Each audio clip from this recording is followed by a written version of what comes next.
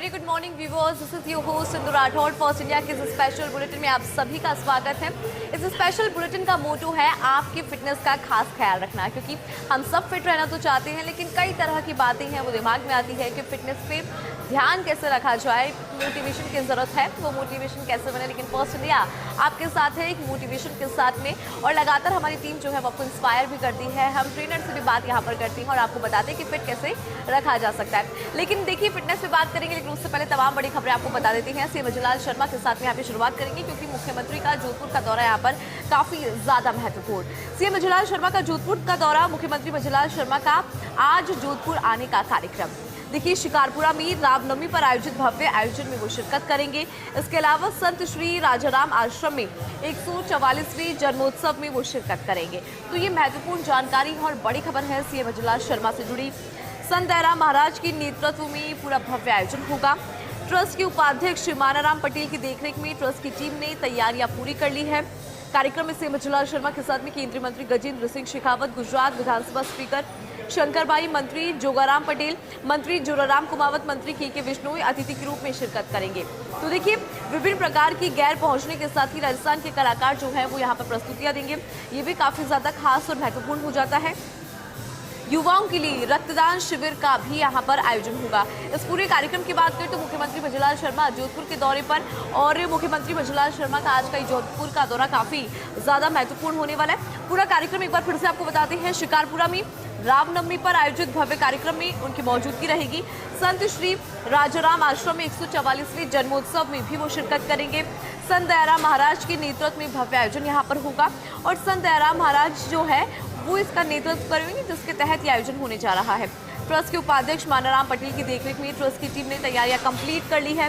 CM मजुलाल Sharma के साथ में केंद्रीय मंत्री गजेंद्र सिंह शेखावत, गुजरात विधानसभा स्पीकर शंकरबाई और मंत्री जोगाराम पटेल, मंत्री जोराराम कुमावत, मंत्री के विश्नोई अतिथि के रूप में इसमें शामिल रहेंगे।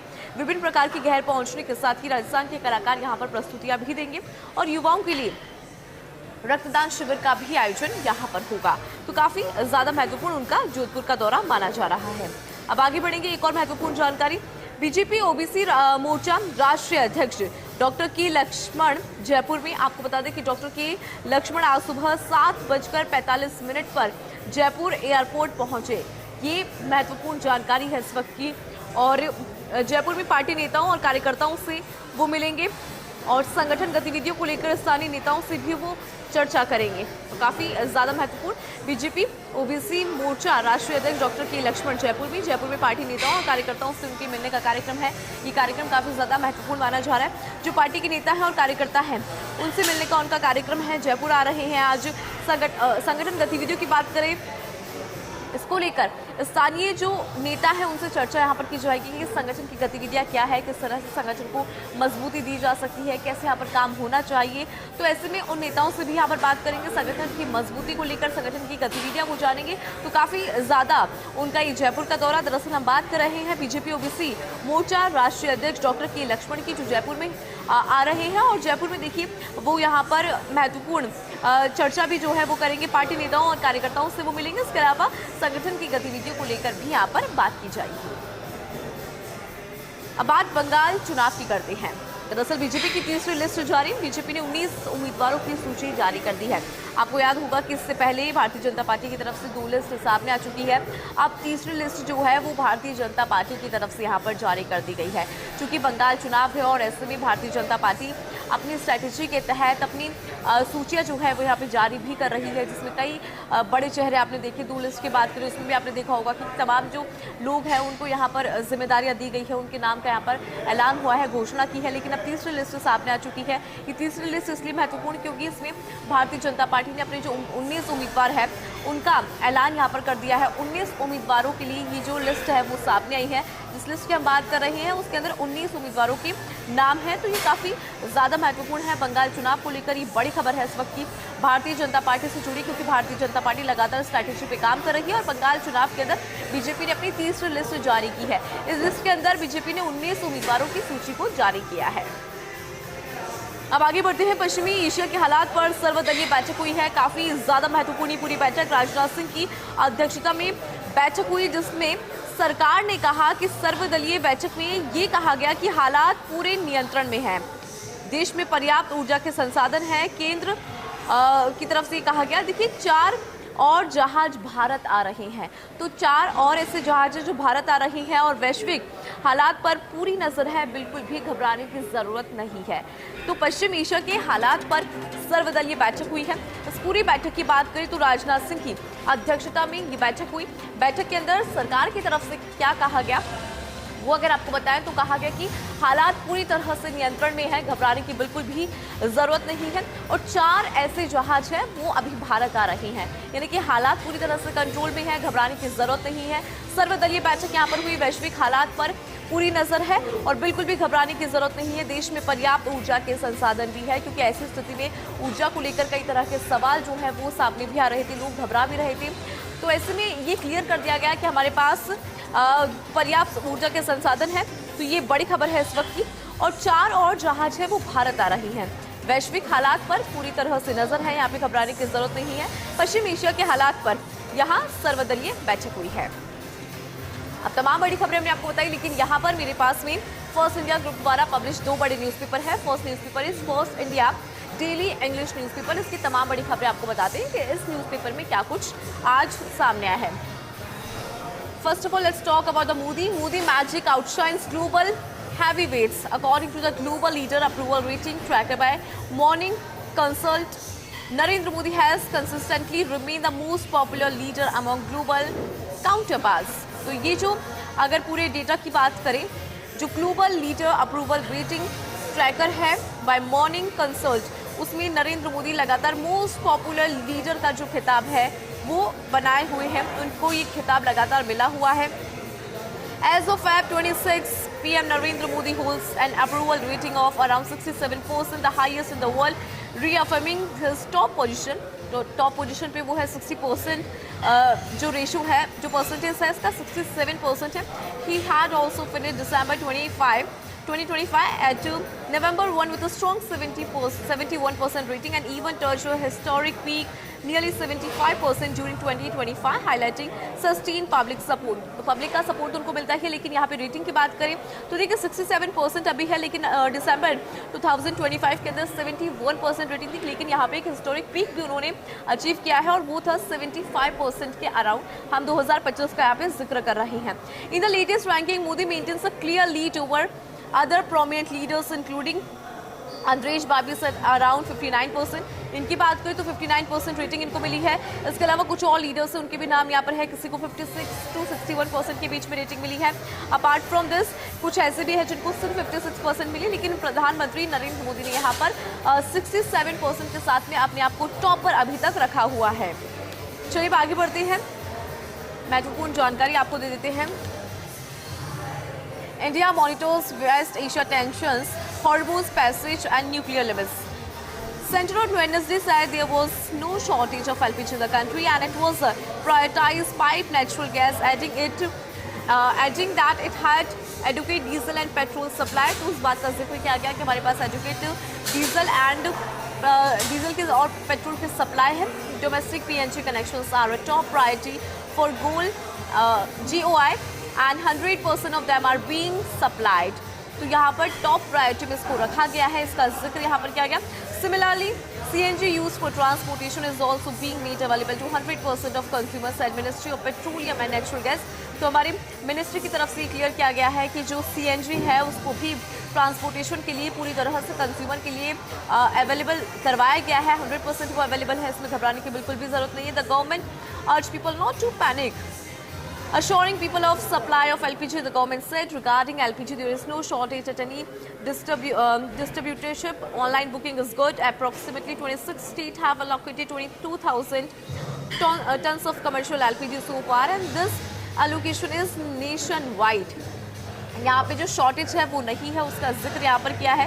साथ ही ये भी बताया कि हमारे पास 26 स्टेट है जिनके पास में 22,000 tons of commercial LPG available है। Regarding kerosene, the government of India has made additional allocations as an alternate fuel option to all state governments, and allocation orders have been issued in approx 16 states union territories.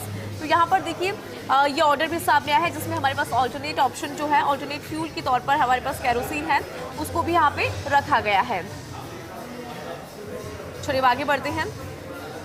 The Supreme Court on Wednesday declined to entertain plea challenging the central government's recent guidelines for playing of national song Vande Mataram at government and public functions.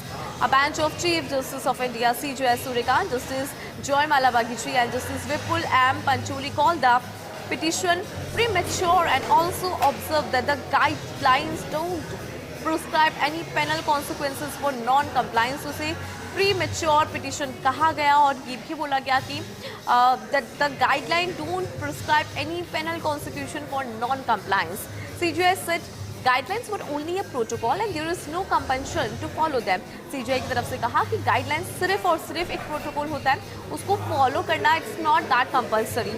We will hear all this when there are penal consequences और singing is made mandatory. हम इस पर बात करेंगे जब इसे compulsory कर दिया जाएगा. This notification is advisory. इसे एक एडवाइजरी के तौर पर देखा गया है, ये कंपलसरी नहीं है.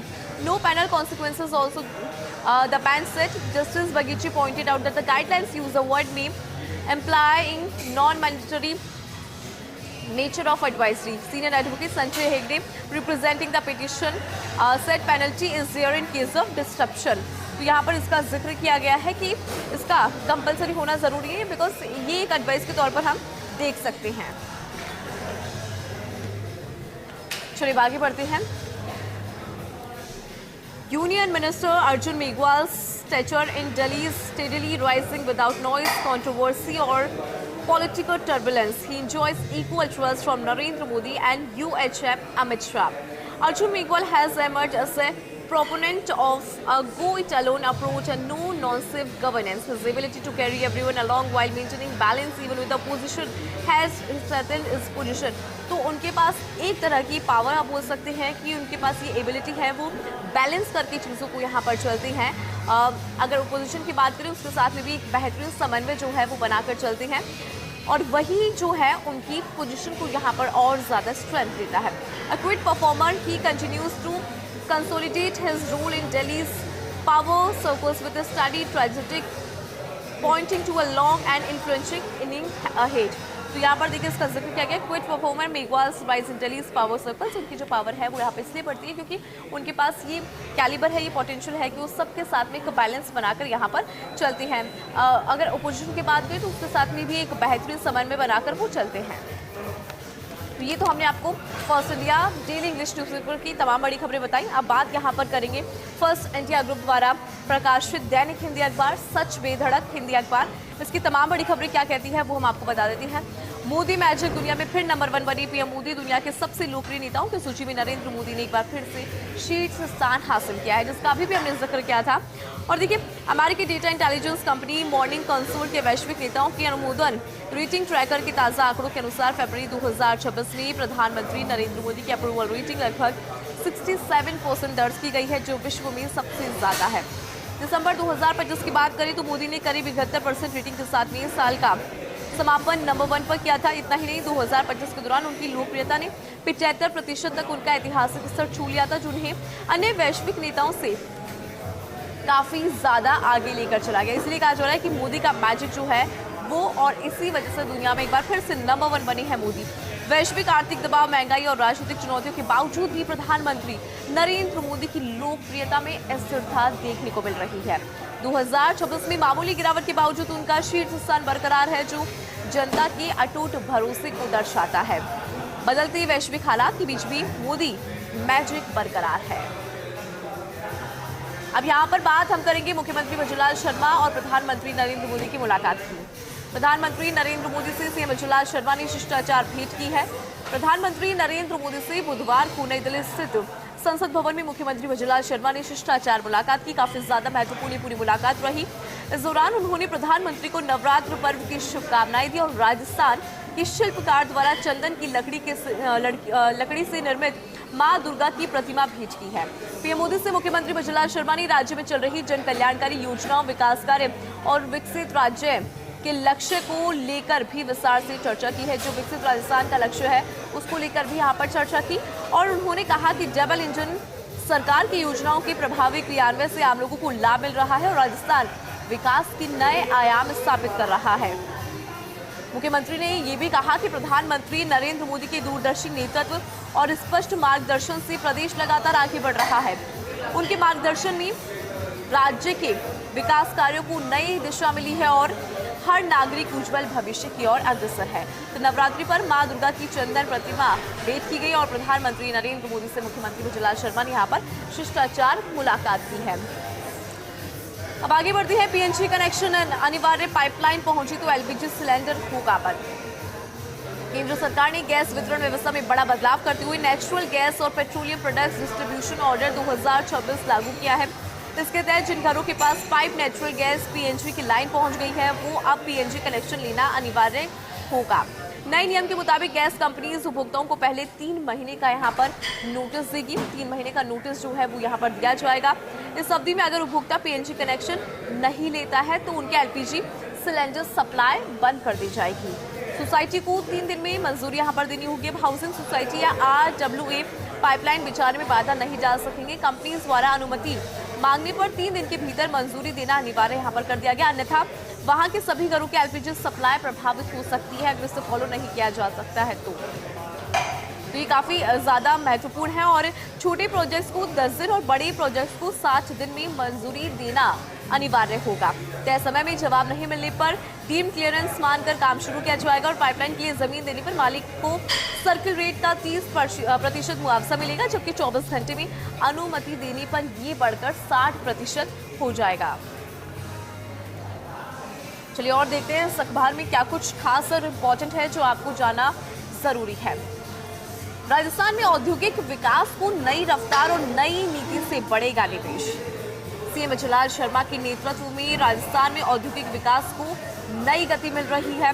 राज्य सरकार अभी तक 34 से ज्यादा औद्योगिक नीतियां लागू करके निवेश के लिए मजबूत इकोसिस्टम तैयार कर चुकी है। देखिए, ईज ऑफ डूइंग बिजनेस, अनुमोदन प्रक्रियाओं के सरलीकरण, निवेश अनुकूल फैसलों पर प्रदेश का औद्योगिक परिदृश्य तेजी से बदल रहा है।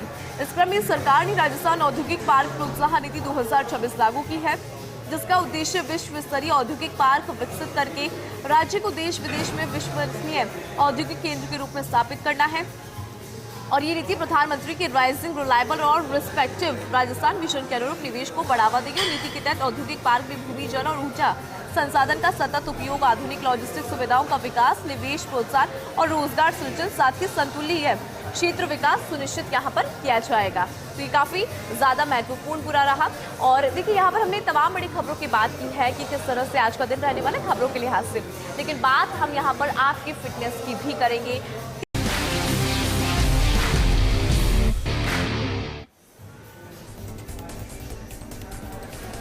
ब्रेक के बाद आप सभी का स्वागत है। हम यहाँ पर करेंगे कि किस तरह से अपनी बॉडी को हम हेल्दी रख सकते हैं, फिट रख सकते हैं, और उसके लिए ज़रूरी हो जाता है एक माइंडसेट डेवलप करना। क्योंकि हम फिटनेस की बात तो कर रहे थे, लेकिन जो है माइंडसेट यहाँ पे डेवलप नहीं हो पाता है। मेरे साथ में है मिस्टर सुधीर, इनसे हम यहाँ पर बात करते हैं कि अपने आप को फिट कैसे रखा जा सकता है। आपसे सर मैं जानना चाहूँगी कि आपकी जर्नी को कितना टाइम हो गया है, कब से आप वर्कआउट करें, सबसे पहले ये बताएं। देखो, वर्कआउट तो ज़िंदगी का एक हिस्सा होना चाहिए। राइट। आपको एटलीस्ट बॉडी को 1.5 घंटा, 1 से 1.5 घंटा देना चाहिए। अगर आप कितना टाइम हो गया वर्कआउट करते हुए? मुझे जिम में तो जब से खुला है, जब से मैं यहाँ पे रेगुलर आ रहा हूँ। कब से? ये मेरे को 3 साल, अब ये तीसरी बार होगा, 2 साल हो गए इसको मुझे। ओके। अच्छा, इन 2 सालों में आपने क्या बदलाव फील किया, उस पर मैं बात करूंगी, लेकिन आप मुझे बताएं कि एक हेल्दी लाइफस्टाइल के लिए हमारा रूटीन जो है वो क्या होना चाहिए। सुबह से कौन कौन सी चीज़ें हैं जो हमें अवॉइड करनी चाहिए, खासकर सुबह की शुरुआत हम जब चाय से करते हैं तो उसको अनहेल्दी माना जाता है। तो आपने जिम स्टार्ट करने के बाद, वर्कआउट स्टार्ट करने के बाद कौन कौन सी चीज़ें जो अपनी लाइफस्टाइल से बिल्कुल हटाई है, जो सभी को करना चाहिए? देखो, मेरा तो ये मानना है कि आप खाओ सब कुछ, लेकिन कम खाओ। मीठा लिटिल बिट कम कर दो, और जंक फूड को कोशिश करो अवॉइड करने का। ठीक है। और बाकी आप जो अगर चपाती 5 खाते हैं, 3 खाते हैं, तो उसको उससे कम कर दो बस। ये लाइफस्टाइल चेंज करो। मैंने भी ऐसा ही किया है, सब कुछ खाता हूँ। मैं अराउंड 100 kg था, अब 77 kg का हो गया हूँ। पर ये मेरा है कि आप अपनी बॉडी को 24 घंटे में से 1.5 घंटा आप दो। 1.5 घंटा अगर आप अपनी फिटनेस पे दोगे तो आप बिल्कुल फिट रहोगे। आपके BP, डायबिटीज़ वगैरह सब कुछ कंट्रोल में आ जाएगा। अच्छा, अभी हार्ट डिजीज बहुत ज़्यादा बढ़ रही है, ओबेसिटी की बात करूँ वो भी एक बड़ी परेशानी जो है इन दिनों बन गई है। ऐसे में अगर हम बॉडी फैट परसेंटेज की बात करें, क्योंकि जब हम जिम शुरू करते हैं तो हमारा जो BMI होता है वो होता है, उसमें बॉडी फैट परसेंटेज पहले हम जानते हैं, लेकिन आपके ट्रेनर ने आपको क्या बताया कि कितना बॉडी फैट परसेंटेज आपकी बॉडी के लिए हेल्दी माना जाता है? मेरे जो ट्रेनर है उन्होंने तो ये कहा कि आप ये फैट पे से को मत देखो, अभी आप वर्कआउट करो। ओके। तो मैं वर्कआउट करते रहा, मेरी बॉडी फैट अराउंड 20 के आसपास आ गया है। ओके। तो ये मेरे लिए भी ठीक है। कोलेस्ट्रॉल कम करना है तो मैं पहले ही बोल रहा हूँ कि आप अपनी बॉडी को 1.5 घंटा दो, चाहे हमारे और आपको बाहर नहीं कर सकते तो हमारे लाइफ टाइम जिम में आइए। यहाँ पे योगा होती है, जुम्बा होती है, यानी फन के साथ साथ आपका वेट भी रिड्यूस हो रहा है और वो भी मैं अडॉप्ट करता हूँ। अच्छा, एक और चीज़ कार्डियो की जब बात करते हैं, क्योंकि हम अर्बन एरियाज़ की बात करें, रूरल एरियाज़ की बात करें, तो अर्बन एरियाज़ में तो लोगों ने कार्डियो नाम दे दिया, लेकिन हम रूरल एरियाज़ में जाए तो आज भी लोग अलग अलग तरह से कार्डियो कर लेते हैं। उनका लाइफस्टाइल ऐसा है कि वो कार्डियो कर पाते हैं। लेकिन जब हम अर्बन एरियाज़ की बात करते हैं, हमारे पास ऑप्शन होता है जिम में आके लोग सिर्फ कार्डियो करके चले जाते हैं, लेकिन फिर कहते हैं कि वेट ट्रेनिंग भी कार्डियो के साथ में ज़रूरी है। देखो, कार्डियो के तो मसल्स को लूज करता है और आपको स्ट्रेंथ लाना है तो आपको थोड़ा वर्कआउट करना पड़ेगा। आपको थोड़ा वजन उठाना पड़ेगा। हमारे यहाँ पे ऐसे अच्छे ट्रेनर हैं, मैं भी यहाँ लाइफ टाइम में कर रहा हूँ, अच्छे ट्रेनर हैं। ये अच्छा आपको सारे गोल बता देंगे, आपको क्या चाहिए, फिटनेस चाहिए है या फैट रिड्यूस करना है, तो ये सब चीज़ प्रोवाइड करते हैं। सर, हमने कुछ लोगों को देखा है जब वो जिम शुरू करते हैं तो उनमें उतनी स्ट्रेंथ पहले नहीं होती है कि वो कोई भी वेट ट्रेनिंग जो अपनी बॉडी के हिसाब से कर पाए।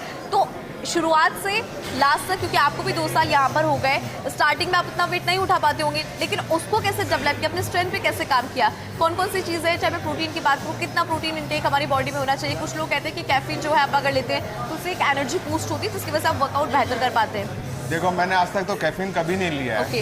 कभी नहीं लिया है। हमारे जो ट्रेनर्स हैं ये हमारी कैपेसिटी बढ़ाते रहते हैं। आज हमने 5 kg से किया तो कल वो कोशिश करेंगे हम 7 kg पे आ जाएं और वो मोरल बूस्टअप करते हैं कि कम ऑन आप कर सकते हो। तो ये माइंड गेम होता है। आप अगर माइंड में रहेगा कि हम 10 किलो उठाएंगे तो 10 किलो उठा सकते हैं आप, ऐसा माइंड पे आपका फोकस, मतलब माइंड जो है वो स्ट्रांग होना चाहिए। Thank you so much sir, आपने बहुत इंपॉर्टेंट जानकारी यहाँ पर साझा करी है, अपनी जर्नी को भी बताया और ये भी बताया कि कैसे हम अपने आप को फिट यहाँ पर रख सकते हैं। लेकिन इसमें सबसे इंपॉर्टेंट है, सबसे ज़्यादा क्रूशियल है योर माइंडसेट। आपका माइंडसेट अगर स्ट्रांग है तो आप कुछ भी कर सकते हैं। अपनी बॉडी को आप जैसा ट्रांसफॉर्म करना चाहते हैं वैसा ट्रांसफॉर्म कर सकते हैं। तो आज से ही अपनी माइंडसेट को स्ट्रांग कर लीजिए, क्योंकि आपको भी यहाँ पर फिट रहना है। चलिए, कल फिर से मिलेंगे इस स्पेशल बुलेटिन में, लेकिन फिलहाल मुझे दीजिए इजाज़त।